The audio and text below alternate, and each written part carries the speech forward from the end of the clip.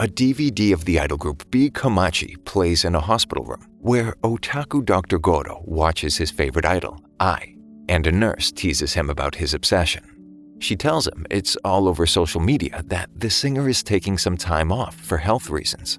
He tries to defend the wholesome roots of his obsession and tells the nurse about Sarina, an inpatient during his residency diagnosed with cancer. She loved the singer and often fantasized about being reborn as some famous person's kid. But Gorou says she herself can be an idol when she gets out of the hospital one day. He'll even be her #1 fan. 4 years ago, Sarina passed away. She'd be 16, the same age as I if she were still around. Ignoring the nurse's accusations of being a creep, Gorou attends his next patient. He's floored when he walks in to find an undercover Ai waiting there. Her manager sits in as her guardian, and it turns out she's 20 weeks pregnant with twins. Panic-stricken and starstruck, the doctor has to leave the room to collect himself. Ai decides to go through with the pregnancy and raise her children, despite her manager's protests about the effect it could have on her career. After the appointment, Gorou overhears a conversation between two men watching TV about expecting celebrities. One comments he'd be reborn as a famous person's kid if he keeled over right then and there. Seems like a common sentiment. The doctor decides to get some air when Ai joins him on the roof. She's surprised he recognizes her, and he tells her about Sarina. Ai talks about keeping the children and continuing to be an idol. She'll have to lie to the public, but that's nothing new for her. She claims lies are the most exquisite form of love. Listening to her convinces Gorou to help her deliver the babies safely. He feels it's his responsibility, being one of the only ones who knows. Well, that, and he couldn't stand it any other way. Ai's expected delivery day rolls around, and even though Gorou's shift is ending, he promises to come back to deliver her babies when the time comes. Out on the street, he's stopped by a strange hooded man who knows about Ai's pregnancy, but when the doctor inquires about how, the guy legs it. Gorou runs after him through the trees, coming to a stop atop a cliff face. Suddenly, everything goes black. He comes to when his phone rings, but he can't seem to move to pick it up. What if she's already going into labor? He strains to keep his promise, though it's one he'll never keep. Blood pools around his limp body, now resting at the base of the cliff, pushed by the crazed fan. Sarina's words come to mind, being reborn as an idol's child, his last idle thought before he fades away.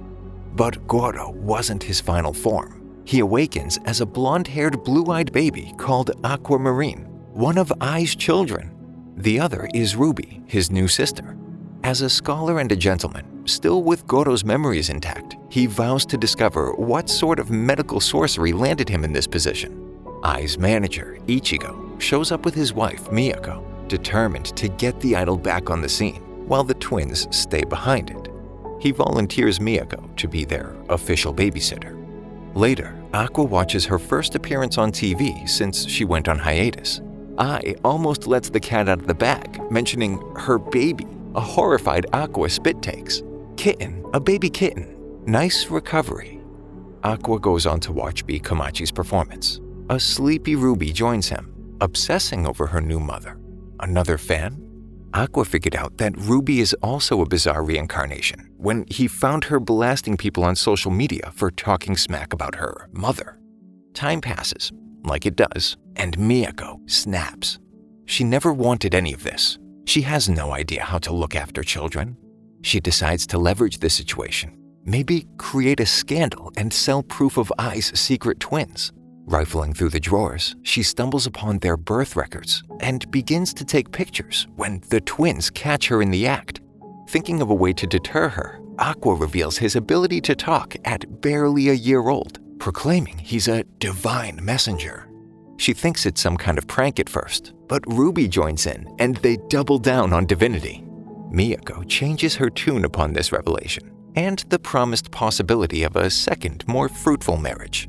Aqua, impressed with her performance, wonders who Ruby was in her past life, but she doesn't let on much and stays as vague as possible. Tucking in his sister one night, Aqua recalls Sarina and says her name aloud. Ruby promptly opens her eyes and senses something oddly familiar about her new brother and is briefly reminded of Gorou. but she pays it no mind. Ai starts to realize her income as an idol isn't stellar, and kids are a speculative investment at best.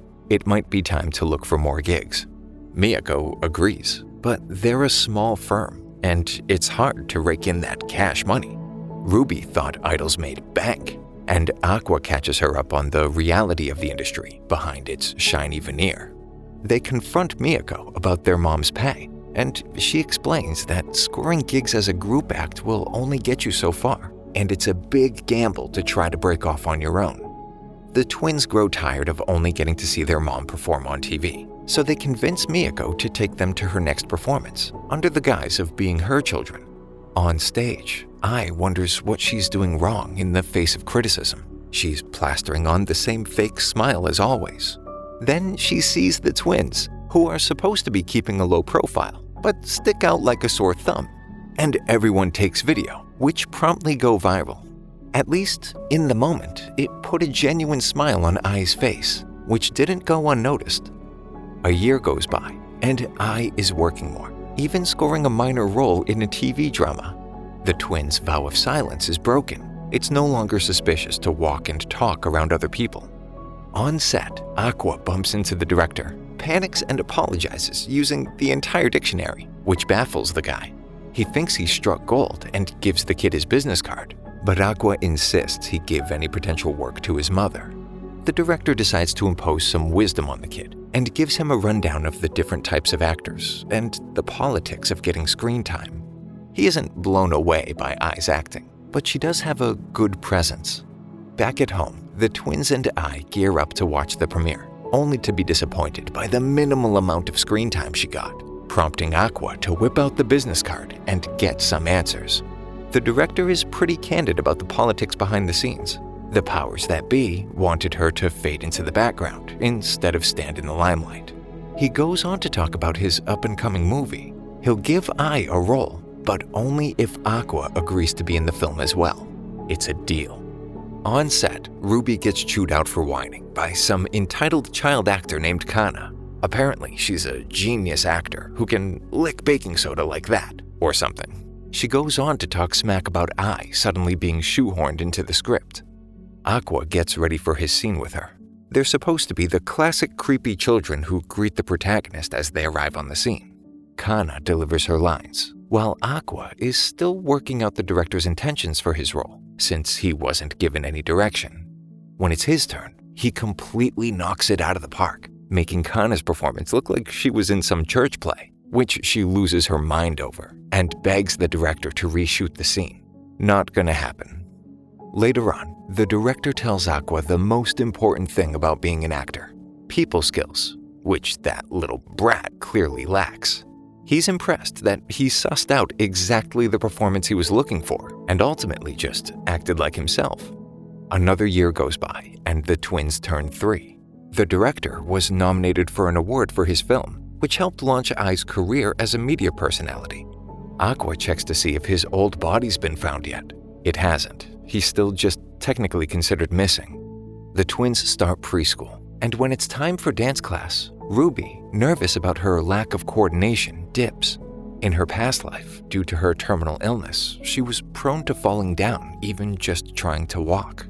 Ai, however, is excited that she's in dance class. She has to practice the choreography for an old song for a performance and encourages Ruby to join her. With her encyclopedic knowledge of Ai's choreography, Ruby points out discrepancies compared to her previous performances. But when she tries to pull off the moves herself, she eats it. Ai is impressed with her attention to detail, but notes that she looks like she's always just a gust of wind away from a faceplant, which is pretty accurate, at least in her previous life. Being bedridden and on treatments that sometimes do just as much harm as they do good, it was difficult to get anywhere alone, which she often was. She had memorized all of Ai's performances, rewatching them hundreds, no, thousands of times, wishing she could bust a move without busting something else. She gains enough confidence to start practicing on her own, and even Aqua notices her progress and potential. One day, Ai overhears the twins wondering about the identity of their father, which prompts her to contact him. She suggests that maybe it's time for him to meet them and gives him their new address.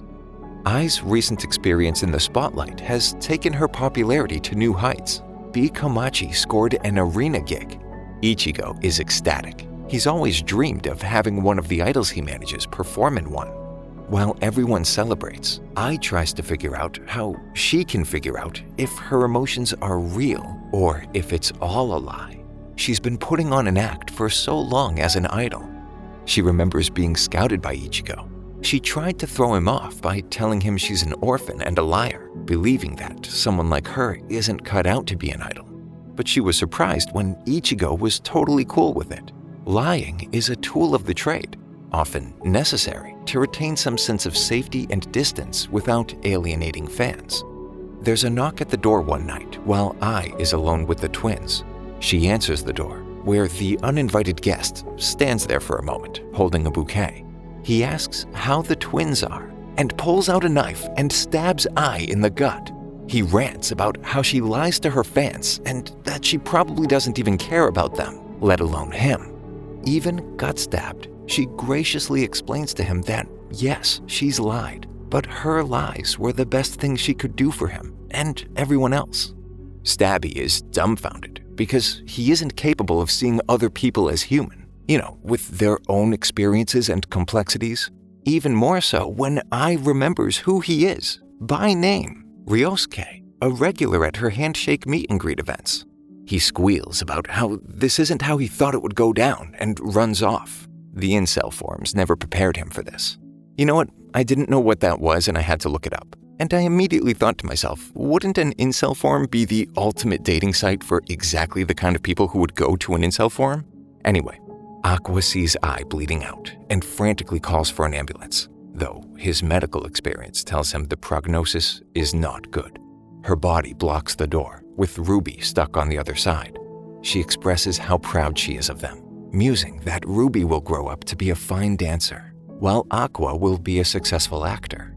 Knowing she's running out of time, she uses her final moments to tell her children that she loves them for the first time, and she's overjoyed because it feels genuine. The news breaks, along with her fans. Though this kind of thing isn't something new, it shouldn't be normalized or exploited by edgelords online, who have a tendency of making a kind of temporary hero out of the murderer. Sympathy for the victim fades faster than an idol's career, for the murderer even faster. Ichigo and Miyako officially adopt the twins, while the truth about their parents is still a secret. They remain in the car during the funeral, where Ruby fancies herself becoming an idol, since their mother thought she had the talent for it. Though Aqua cautions against it, seeing how everything played out. He has a revelation. Neither his nor Ai's deaths would have been possible if not for a rat. And the only one who knew everything, other than their small circle, is their father. He now has a new purpose, to find out who his father is and end that man's life with his own two hands. Aqua walks up to the director afterwards and shocks him by requesting that he raise him. Years later, it's the twins' first day of high school and the first day towards the end of their father's life. Thank you for sticking until the end. Subscribe for more videos like this.